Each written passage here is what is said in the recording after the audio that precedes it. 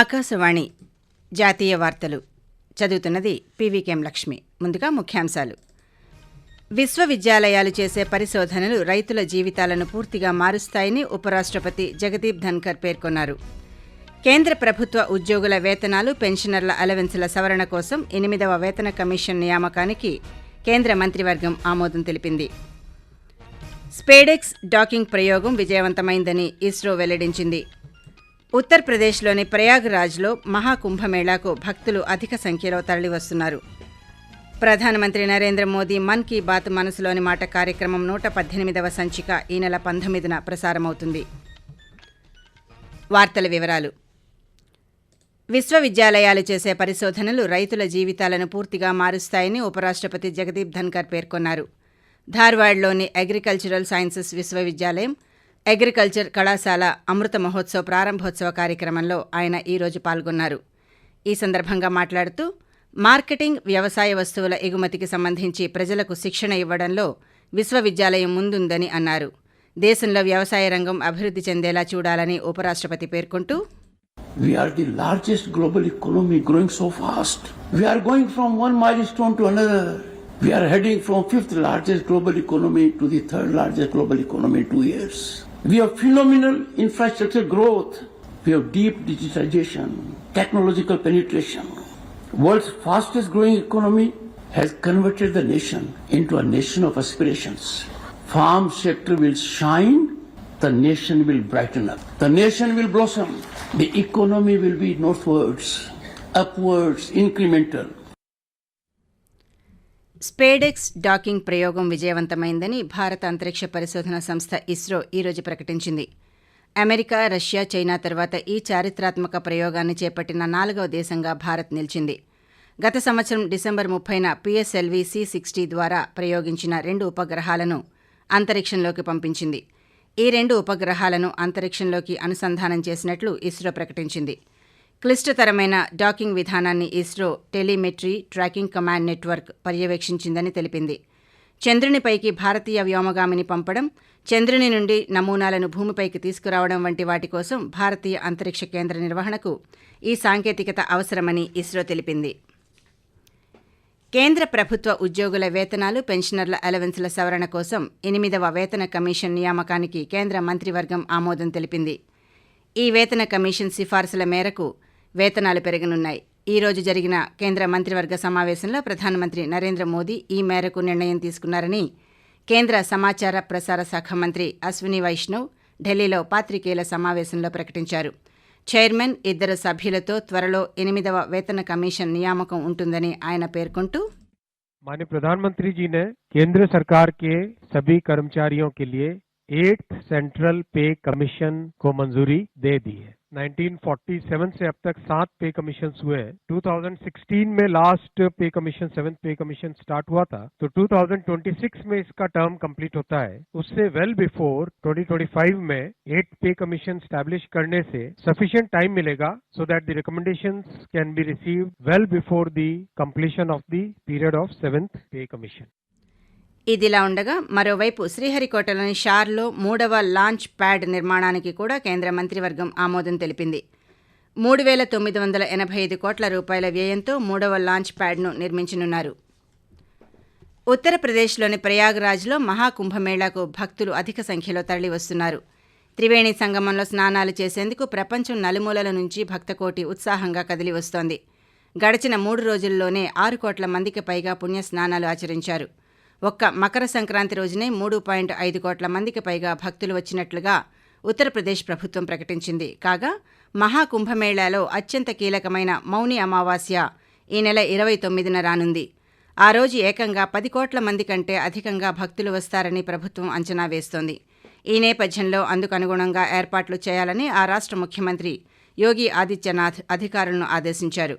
ఈ ఆధ్యాత్మిక కార్యక్రమానికి హాజరయ్యే భక్తుల సంఖ్య 50 కోట్లు దాటుతుందని ఉత్తరప్రదేశ్ డీజీపీ ప్రశాంత్ కుమార్ వెల్లడించారు.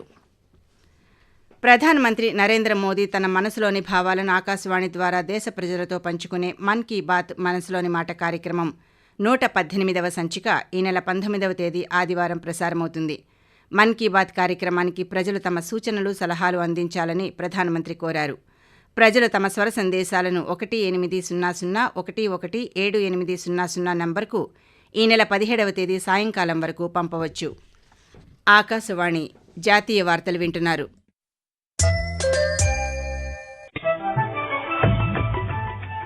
నిరంతర వార్తా విశేషాల కోసం ఆకాశవాణి సామాజిక మాధ్యమ వేదికలైన news on air YouTube channel ను, newsonair.gov.in వెబ్సైట్ ను, ట్విట్టర్ లో ఆల్ ఇండియా రేడియో న్యూస్ ను వీక్షించండి. తెలుగు ప్రాంతీయ వార్తా విశేషాల కోసం ఆకాశవాణి న్యూస్ విజయవాడ మరియు Akashvani news Visakhapatnam YouTube channels ను వీక్షించండి.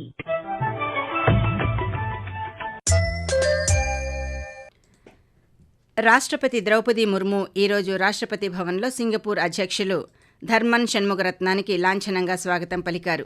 ఈ కార్యక్రమంలో ప్రధానమంత్రి నరేంద్ర మోదీ కూడా పాల్గొన్నారు. ఈ సందర్భంగా సింగపూర్ అధ్యక్షులు ధర్మన్ షణ్ముగరత్నం పాత్రికేయులతో మాట్లాడుతూ సాంకేతిక రంగంలో రెండు దేశాలు కొత్త కార్యక్రమాలను అన్వేషిస్తున్నాయని అన్నారు. వ్యాపారం, రక్షణ, నైపుణ్యం రంగాల్లో ఇరు దేశాల మధ్య సంబంధాలు చాలా ఏళ్లుగా క్రియాశీలంగా ఉన్నాయని గుర్తు చేశారు. 1965లో సింగపూర్ స్వాతంత్ర్యాన్ని గుర్తించిన మొదటి కొన్ని దేశాలలో భారత్ కూడా ఒకటని అన్నారు. అప్పటి నుంచి ఇరు దేశాల మధ్య సంబంధాలు మరింతగా పెరిగాయని ఆయన పేర్కొన్నారు. న్యూఢిల్లీలో ఈ సంవత్సరం నిర్వహించే 76వ గణతంత్ర వేడుకలకు ఇండోనేషియా అధ్యక్షులు ప్రభవో సుబియాంటో ముఖ్య అతిథిగా హాజరు కానున్నారని అధికార వర్గాలు తెలిపాయి. ప్రధానమంత్రి నరేంద్ర మోదీ ఆహ్వానం మేరకు అధ్యక్షులు సుబియాంటో ఈ నెల 25, 26 తేదీలలో భారత్ పర్యటనకు రానున్నారు. గత ఏడాది అక్టోబర్లో పదవీ బాధ్యతలు స్వీకరించిన తర్వాత ఇండోనేషియా అధ్యక్షులు భారతదేశానికి రావడం ఇదే తొలిసారి. ఈ పర్యటన సందర్భంగా రెండు దేశాలకు చెందిన అగ్రనేతలు ద్వైపాక్షిక సంబంధాలపై సమగ్ర సమీక్షతో పాటు ప్రాంతీయ ప్రపంచ సమస్యలపై చర్చిస్తారని అధికార వర్గాలు తెలిపాయి. అదే సమయంలో భారతదేశం, ఇండోనేషియా స్నేహపూర్వక సంబంధాలను మరింతగా బలోపేతం చేసేందుకు కృషి చేస్తాయని పేర్కొన్నాయి. ఎంబీబీఎస్ సహా యూజీ వైద్య విద్యా కోర్సుల్లో అడ్మిషన్ల కోసం నిర్వహించే నీట్పై జాతీయ పరీక్షా సంస్థ ఎన్టీఏ కీలక ప్రకటన చేసింది. ఒకే రోజు ఒకే షిఫ్ట్లో పెన్ పేపర్ మోడ్లో నీట్ పరీక్ష నిర్వహిస్తామని తెలిపింది. నేషనల్ మెడికల్ కమిషన్ ఎన్ఎంసీ ఖరారు చేసిన మార్గదర్శకాల మేరకు ఈ నిర్ణయం తీసుకుంది. ఎంబీబీఎస్తో పాటు బీఏఎంఎస్, బీయూఎంఎస్, బీఎస్ఎంఎస్ కోర్సులకు యూనిఫామ్ నీట్ పరీక్ష నిర్వహిస్తామని ఎన్టీఏ తెలిపింది. దేశీయ స్టాక్ మార్కెట్ సూచీలు ఈరోజు లాభాల్లో ముగిశాయి. సెన్సెక్స్ 76,724 పాయింట్ల వద్ద లాభాల్లో ప్రారంభమై చివరకు 318 పాయింట్ల లాభంతో 77,042 వద్ద ముగిసింది. నిఫ్టీ 98.60 పాయింట్ల లాభంతో 23,311.80 వద్ద ముగిసింది. అలాగే డాలర్తో రూపాయి మారకం విలువ 86.56 వద్ద స్థిరపడింది. అంతర్జాతీయ మార్కెట్లో బ్రెంట్ క్రూడ్ బ్యారెల్ ధర $81.86 వద్ద ట్రేడ్ అవుతుండగా బంగారం ఔన్సు $2,735.40 వద్ద కొనసాగుతోంది. మాజీ ఆర్మీ అధిపతి, కేంద్ర సహాయ మంత్రి జనరల్ విజయ్ కుమార్ సింగ్ ఈరోజు మిజోరాం 25వ గవర్నర్గా ప్రమాణం చేశారు. ఐజ్వాల్లోని రాజ్భవన్లో గౌహతి హైకోర్టు ప్రధాన న్యాయమూర్తి జస్టిస్ విజయ్ బిష్నోయ్ జనరల్ సింగ్తో ప్రమాణం చేయించారు. ఈ కార్యక్రమంలో రాష్ట్ర ముఖ్యమంత్రి లాల్దుహోమా, ఆయన మంత్రివర్గ సహచరులు, అసెంబ్లీ స్పీకర్ లాల్బియాగ్చామా, మాజీ ముఖ్యమంత్రులు, ఇతర నాయకులు హాజరయ్యారు. సుప్రీంకోర్టు న్యాయమూర్తిగా జస్టిస్ కె వినోద్ చంద్రన్ ఈరోజు ప్రమాణ స్వీకారం చేశారు. జస్టిస్ చంద్రన్తో భారత ప్రధాన న్యాయమూర్తి సంజీవ్ ఖన్నా ప్రమాణం చేయించారు. సుప్రీంకోర్టు కొలీజియం చేసిన సిఫార్సు మేరకు ఆయనను సుప్రీంకోర్టులో నియమించేందుకు కేంద్రం అనుమతినిచ్చింది. ఆకాశవాణి జాతీయ వార్తలు ముగించే ముందు ముఖ్యాంశాలు మరోసారి. విశ్వవిద్యాలయాలు చేసే పరిశోధనలు రైతుల జీవితాలను పూర్తిగా మారుస్తాయని ఉపరాష్ట్రపతి జగదీప్ ధన్కర్ పేర్కొన్నారు. కేంద్ర ప్రభుత్వ ఉద్యోగుల వేతనాలు, పెన్షనర్ల అలవెన్స్ల సవరణ కోసం 8వ వేతన కమిషన్ నియామకానికి కేంద్ర మంత్రివర్గం ఆమోదించింది. స్పేడెక్స్ డాకింగ్ ప్రయోగం విజయవంతమైందని ఇస్రో వెల్లడించింది. ఉత్తరప్రదేశ్లోని ప్రయాగ్రాజ్లో మహాకుంభమేళాకు భక్తులు అధిక సంఖ్యలో తరలివస్తున్నారు. ప్రధానమంత్రి నరేంద్ర మోదీ మన్ కీ బాత్ మనసులోని మాట కార్యక్రమం 118వ సంచిక ఈ నెల 19న ప్రసారమవుతుంది. ఆకాశవాణి జాతీయ వార్తలు ఇంతటితో సమాప్తం. రేపు ఉదయం 6:45 ప్రాంతీయ వార్తలు వింటారు.